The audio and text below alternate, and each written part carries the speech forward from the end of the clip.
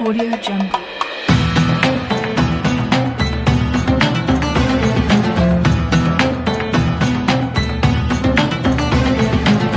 Audio Jungle. Audio Jungle.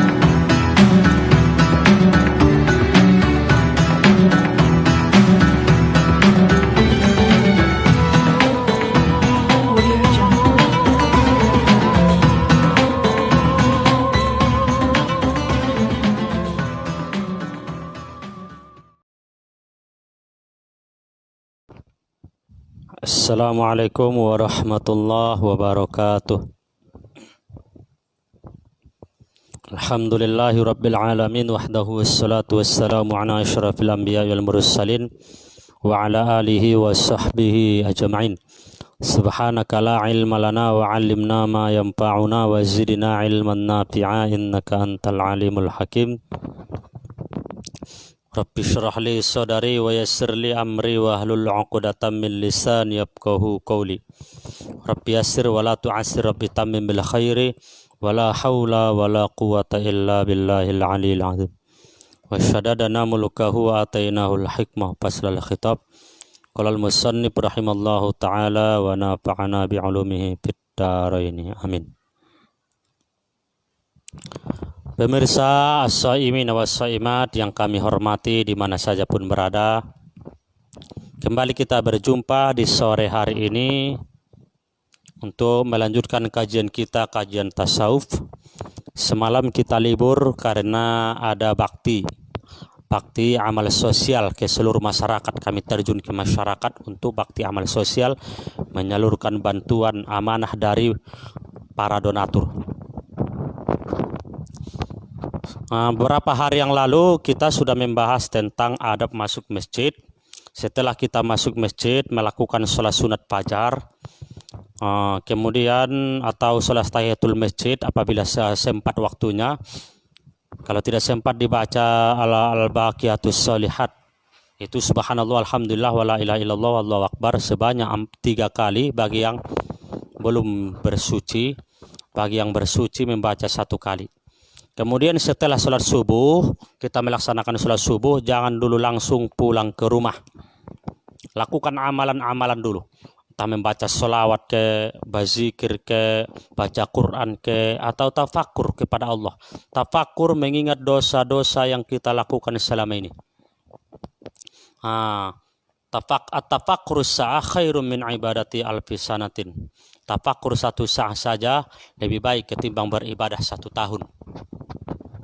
Tafakur apa itu tafakur? Mengingat dosa, mengingat perbuatan baik mulut, mata dan lain sebagainya. Tafakur minta ampun kepada Allah. Setelah teringat kita dosanya, istighfar, astaghfirullah. Istighfar yang pendek, istighfar yang panjang, astaghfirullahalazim, astaghfirullahalazim. Istighfar yang panjang, yang pertengahan, bukan yang panjang, yang pertengahan. Istighfar yang panjang ada juga seperti Sayyidul Istighfar. Allahumma anta rabbi la ilaha illa anta khalaqtani. Sampai habis. Itu pun bisa. Sekarang kita langsung lanjut. Ada juga amalan-amalan di dalam setelah sholat subuh. Apa amalan-amalannya yang paling dicintai oleh Rasulullah? Yaitu di dalam hadis Al-Adhkar dikatakannya, subhanallah wa bihamdihi subhanallahil azim, subhanallah wa bihamdihi subhanallahil azim. Sampai terbit apa? Sampai menunggu terbitnya matahari. Itu dalam Al-Adhkar.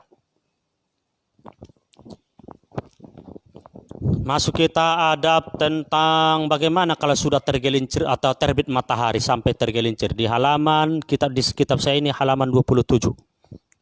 Kita bahas tentang apa yang harus kita lakukan setelah terbit matahari. Adabu ma ba'da tulu'i syamsi ila zawal.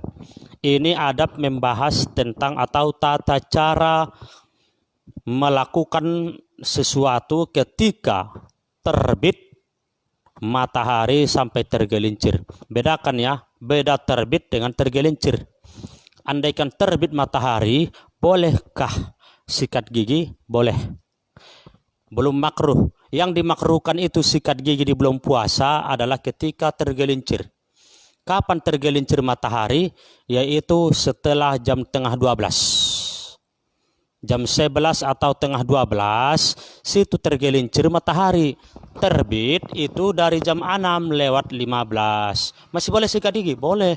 Jam 7 masih boleh sikat gigi? Boleh. Jam 9 masih boleh sikat gigi? Boleh. Jam 10 boleh, karena itu masih terbit. Datang orang sekarang salah paham di ilmu agama itu. Makruh. Kenapa? Sikat gigi jam 9 udah tergelincir. Ini namanya ilmu yang tak paham. Ini perlu dipahami. Beda tergelincir dengan terbit. Tergelincir itu mau masuk waktu zuhur, itu baru makruh. Kalau terbit belum, silakan sikat gigi, berkumur-kumur sekedarnya, tapi jangan ditelan. Di dalam kitab fikih dikatakan, yang dikarang Imam Nawawi atau dalam kitab Syarqawi, masih boleh bersikat gigi di jam 10. Di dalam kitab Imam Nawawi pun dikarang Imam Nawawi jam 10 masih boleh. Faidha tola'atis syamsu, tola'at ta yang situ ta tanis, asyamsu namanya muannas majazi. Apa itu muannas majazi? Malaisa lahu farjun, yaitu yang tidak ada baginya faraj, kemaluan. Matahari itu dipandang muannas majazi, makanya tola'at. Faidha tola'atis syamsu, maka apabila terbit matahari, wa irtafa'at qadara rumhin, dan matahari itu terangkat 1 tombak, kira-kira 1 tombak. Apa yang harus kita lakukan? Fasolli rok'atain. Kalau sudah terangkat 1 tombak, maka sholatlah 2 rakaat. Sholat apa namanya? Sholat isyraq. Sholat isyraq sebelum sholat duha dikerjakan. Yang mana sholat isyraq ini dilakukan ketika sudah hilang waktu karohah, waktu makruh. Kapan itu? Yaitu ketika terbit matahari, nampak terbit matahari sepas terbitannya. Disinilah orang agama selain agama Islam mereka menyembah matahari. Di sini waktu yang dimakruhkan sholat. Bahkan ada ulama berpendapat haram, ketingkatan haram. Ada juga berpendapat makruh. Seperti kalau Imam Al-Ghazali mengatakan dalam kitab ini makruh melakukan sholat di sini. Tapi pendapat ulama juga haram. Kenapa haram? Karena di sini tempat ibadahnya orang selain Islam ketika terbit matahari. Pas mau terbit begini. Tunggu dulu 1 tombak terbitnya. Setelah 1 tombak lakukanlah sholat isyraq. Sholat isyraq ini seperti sholat sunnah biasa. Cuman beda di niat aja. Beda di niat. Ayatnya pun setelah Fatihah qul ya ayyuhal kafirun boleh. Setelah rakaat kedua qul huwallahu ahad, itu salat isyraq namanya. Sunnah hukumnya itulah yang dilakukan oleh Rasulullah sepanjang dilakukan Rasulullah sewaktu masih hidup Rasulullah.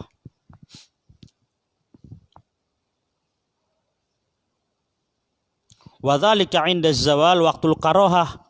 Salat isyraq dilakukan ketika hilangnya waktu karohah. Ini yang bilang kan, ketika hilangnya waktu karohah lis-shalah, untuk salat. Fa innaha makruhatun, karena sesungguhnya melakukan salat ketika terbit matahari hukumnya adalah makruh pas ketika terbit. Sama halnya dengan berpuasa. Kalau kita berpuasa pas ketika terbenam matahari, terbenamnya belum sempurna, belum boleh berbuka puasa. Gak boleh, batal puasa kita. Terkadang ada itu azan bukan jadi, sebenarnya azan itu bukan jadi patokan. Bukan azan yang jadi patokan berbuka puasa. Akan tetapi yang jadi patokan adalah masuk waktu sholat. Bedakan, beda azan dengan waktu sholat. Kalau waktu sholat itulah yang asli murni berbuka puasa.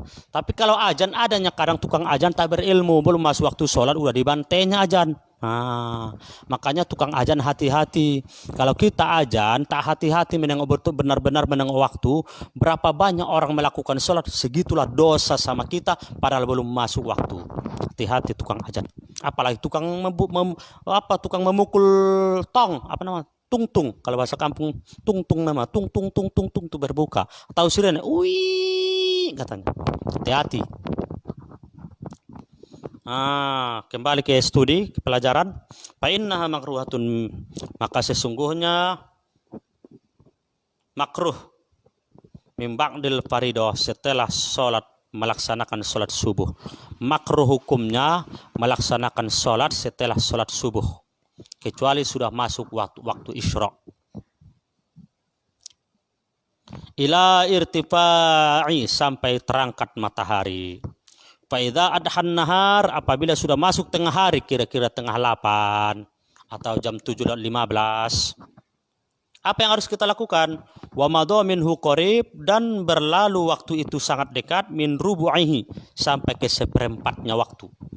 Kira-kira tengah 8 lah atau jam 7.15. Fasolli sholat duha. Di sini baru masuk waktu sholat duha. Laksanakanlah sholat duha.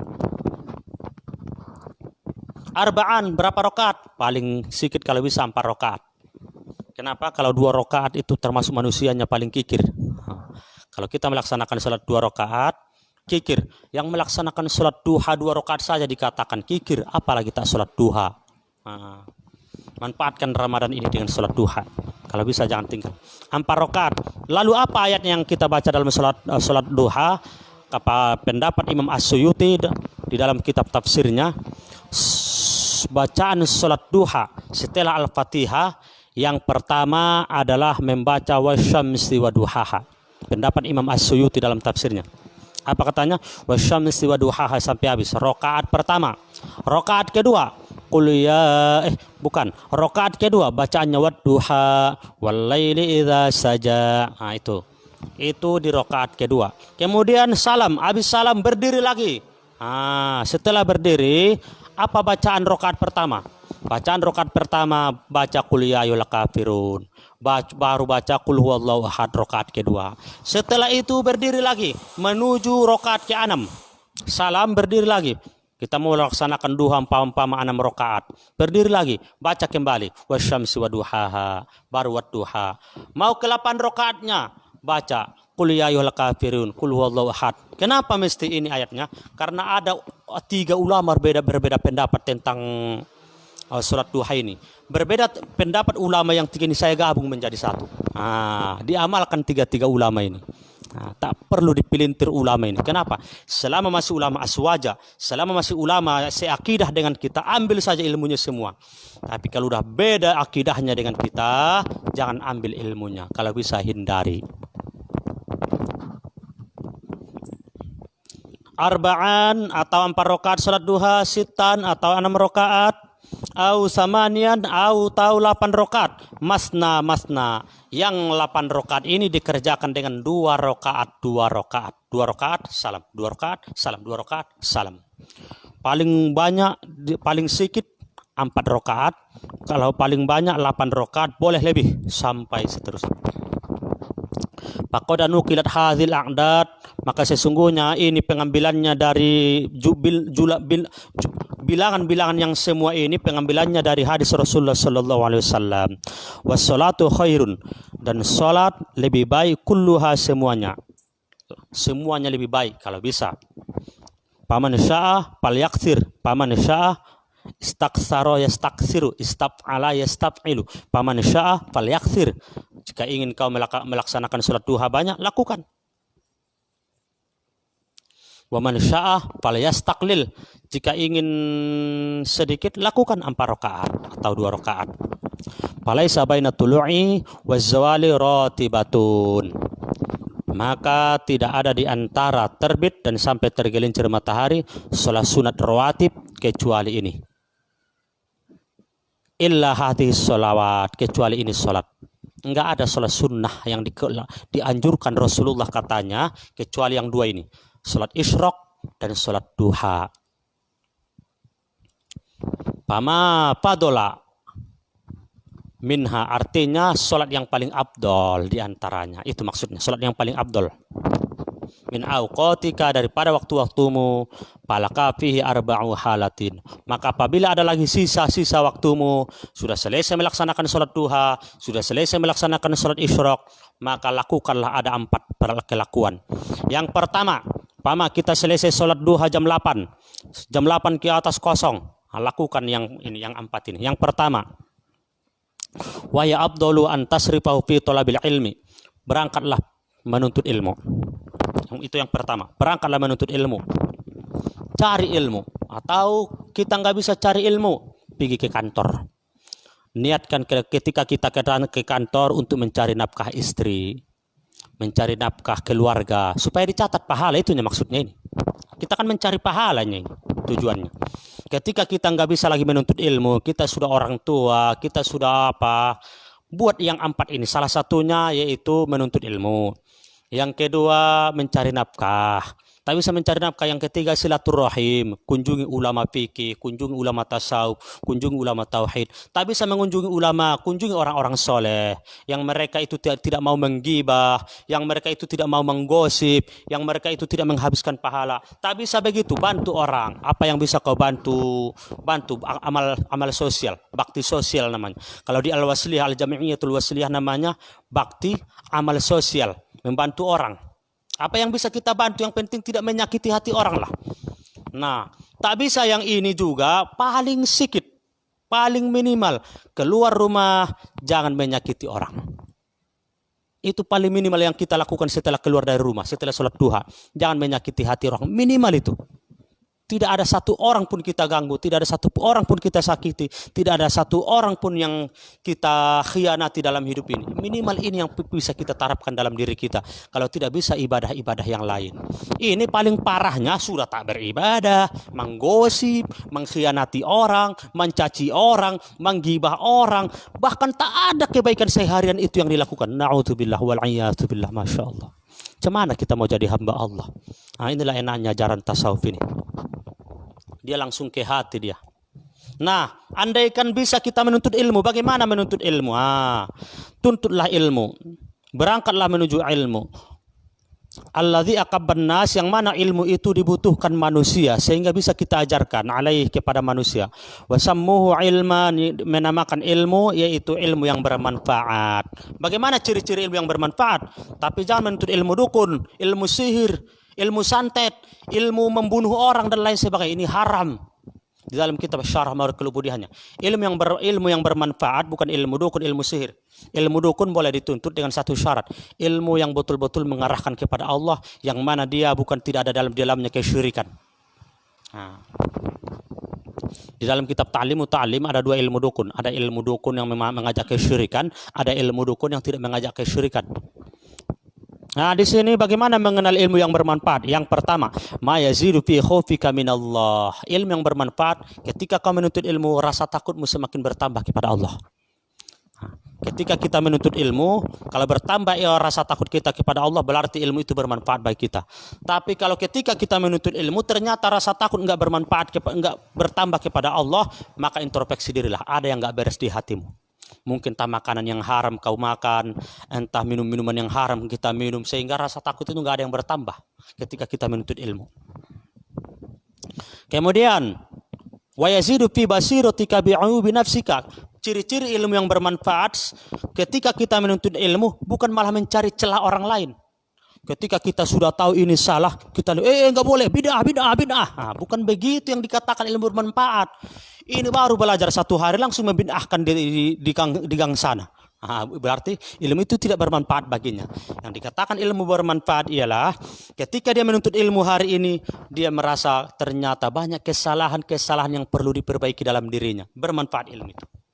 Contoh, kita mau menuntut ilmu tentang solat. Oh, selama ini basalahannya bayar solatku, basalahannya bayar cakapku, basalahannya bayar perbuatanku. Introspeksi diri, dijadikannya introspeksi diri. Ini tandanya ilmu yang bermanfaat. Tetapi ketika kita menuntut ilmu, bukan malah introspeksi diri yang terjadi pada kita, malah mencari kesalahan orang. Oh, si anu begini di perbuatannya. Oh, enggak tahu dia selama ini salah. Aku sudah berilmu, dia selama ini salah. Ini enggak boleh. Kecuali beda akidah. Kalau kita menuntut ilmu, kita tahu ilmu akidah bagus, begini-begini tentang Allah ada tanpa tempat. Ada orang membahas ada orang mengatakan Allah bertempat. Ini harus kita bahas, kita giling ini. Nggak boleh dibiarkan. Karena ini akidah. Nggak ada tawar toleransi dalam akidah, nggak ada tawar menawar. Nah, kemudian wa yazidi ma'rifatika. Bagaimana ilmu yang bermanfaat itu? Semakin bertambah pengenalanmu kepada Tuhanmu, Rabb dirimu kepada Tuhanmu semakin bertambah. Wa yazidu fi ma'rifatika bi'ibadati rabbika. Dan rasa ma'rifahmu, pengenalanmu kepada Tuhanmu makin bertambah, makin mendalam. Wa yuqallilu min raqbatika fid dunya. Dan rasa cintamu kepada dunia semakin sedikit. Nah, Wa yazidu fi rukbatika fil akhirah, dan rasa cintamu kepada akhirat semakin banyak. Artinya kau makin baper kepada akhirat. Semakin kita menuntut ilmu, perasaan baper itu kepada akhirat makin bertambah. Bipadhi basir. Wayabtahu basiratuka, dan membukakan pandanganmu biapati a'malika, kepada kebinasaan amalmu. Artinya amalmu itu kita merasa makin sedikit, makin gak ada gitu ketika kita menuntut. Hatta tahtariza minha, sehingga kita memelihara amal ibadah kita itu.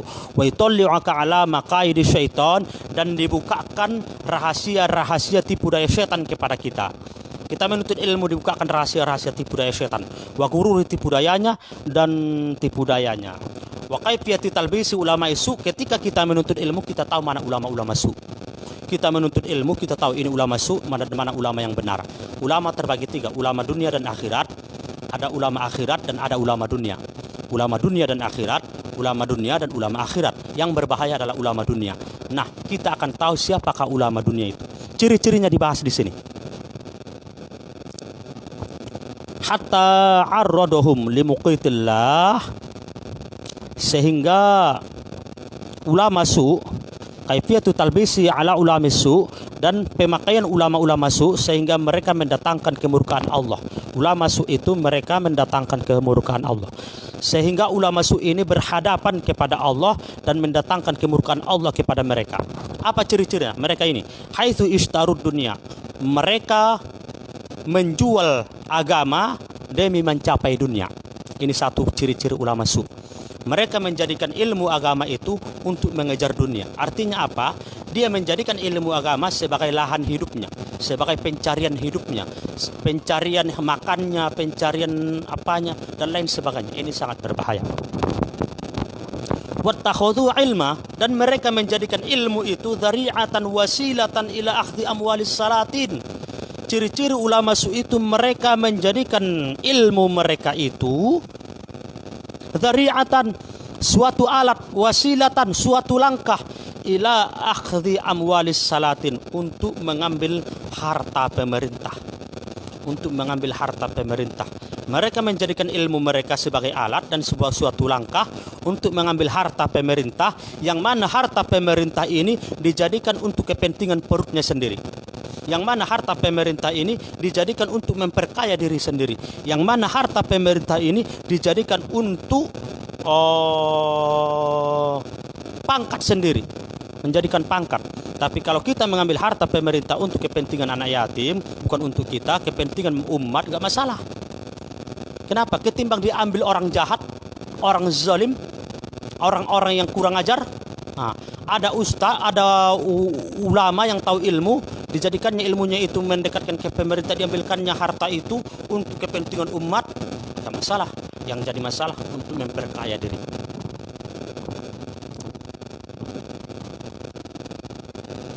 Wa akli amwalil awqaf, mereka ulama-ulama ini juga memakan harta wakaf, tanah-tanah wakaf. Ini kurang ajar ini.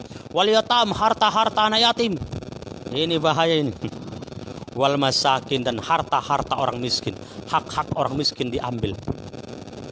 Wasarrafu himmatahum, mereka selalu memalingkan, mereka selalu mengejar cita-cita tula naharim, sepanjang hidup mereka, yaitu mencari pangkat, mencari kedudukan, mencari mencari kedudukan di hati manusia supaya terpuji, terpandang. Dan mereka selalu suka mendebat yang tak sepaham dengannya, yang tak sejalan dengannya. Ini ciri-ciri ulama su. Kemudian suka mencari-cari kesalahan-kesalahan orang lain, mencelah-celah, membidik, pantang, tak sejalan dengannya, target. Ini bahaya. Wa munaqashah, membidik fil kalam wal mubah. Wa hadzal fannu minal ilmin nafi', yang di atas tadi semua pembahasannya adalah ilmu yang bermanfaat. Qad jama'na fi kitab Ihya Ulumuddin, ini pembahasannya sudah ada di dalam kitab Ihya Ulumuddin. Bukan saya yang bilang, saya hanya mengcopy paste perkataan ulama. Jangan salahkan saya hanya membaca copy paste ke karangan-karangan para ulama ini. Fa in kunta min ahli fahasilhu, jika engkau bisa membaca kitab Ihya Ulumuddin, maka ambillah ilmu dari kitab Ihya itu. Wa'mal bihi summa i'allimhu. Amalkan, setelah kita ambil, amalkan, kemudian ajarkan. Wada'u ilaih, dan ajak mereka supaya meninggalkan perbuatan itu. Apa itu? Meninggalkan perbuatan ulah masuk tadi. Faman alima dzalik, maka siapa yang demikian sudah tahu dia ilmunya, mai botu ya ilmu nai, mai ya buat ya ilmu nai ibotu ya sudah paten sonon songkonon. Summa amila, kemudian dia mengamalkannya, summa da'ilai, kemudian dia mengajak para orang-orang lain, fadzalika yud'a aziman, maka pahalanya sangat besar. Kedudukannya sangat besar. Ini kedudukannya lebih besar ketimbang kedudukan di samping pemerintah. Fi malakutis samawat, yaitu di kedudukan di sisi Allah Subhanahu wa taala. Bi syahadati Isa alaihi salam, dengan sebab kesaksian Isa alaihi salam. Kita parokta min dzalika, sampai di sini dulu. Mudah-mudahan ada manfaatnya kepada kita. Karena ada kelanjutan lagi pemateri, yaitu pakar isyarah, yaitu Kakanda Ustadz Tukino Esos I calon MSOS, selaku pakar Al-Quran. Beliau selalu menjuarai kori di tingkat Kabupaten Labuhan Batu, juara 1, tak terkalahkan di Labuhan Batu ini. Beliau juga sudah pernah bertanding di tingkat provinsi berkali-kali. Nasrun minallah wa fathun qarib wa basyiril mu'minin. Assalamualaikum warahmatullahi wabarakatuh.